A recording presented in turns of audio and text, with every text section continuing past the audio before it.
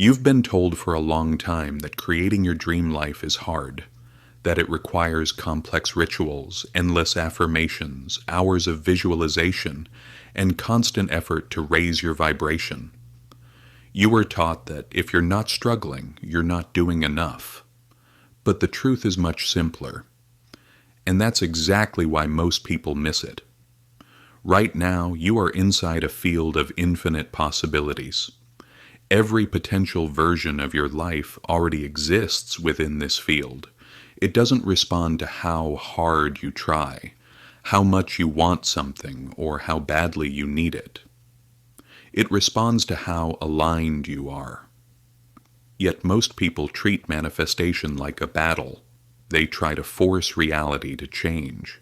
They repeat words they don't truly believe, visualize outcomes they secretly doubt, and push themselves to stay positive while their body is still trapped in fear, tension, and stress.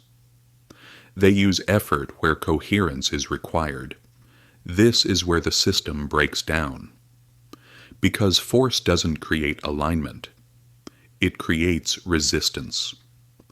Manifestation is not about getting something that is missing. It's about aligning with a reality that already exists. It doesn't begin by fixing the outer world, controlling outcomes, or proving your worth. It begins by clarifying the signal you're sending. What you are consistently embodying on a nervous system level. The universe holds all possibilities, abundance and lack, success and failure, love and loneliness, ease and struggle. These possibilities exist at the same time. Which one you experience depends on the state of the observer, and that observer is you. Your focus, your attention, your emotional and physiological state. The problem is that most people want abundance while focusing on lack. They think one thing but feel another. They say they trust, but their body is braced for disappointment. That's not a clear signal. It's noise. We were taught to chase what we want, to prove ourselves, to hustle, to hold on tightly.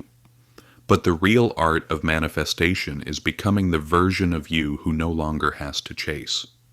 That version knows, I'm already connected to the reality I want. My job isn't to try harder. It's to be more coherent. So why do so few people manage this? Because letting go is hard. Loosening control feels unsafe. It can feel like giving up. But here's the paradox. When you stop gripping so tightly, flow begins. Think of the things in your life that came effortlessly. The people you met by coincidence, the opportunities you weren't searching for, the ideas that arrived when you weren't trying to force them. What did they have in common? You weren't forcing. You were relaxed. You were open. The universe doesn't respond to your words. It responds to your state. You can say, I am wealthy 1,000 times, but if your body is still in fear, if your nervous system is locked in survival mode, what reflects back is confusion and chaos.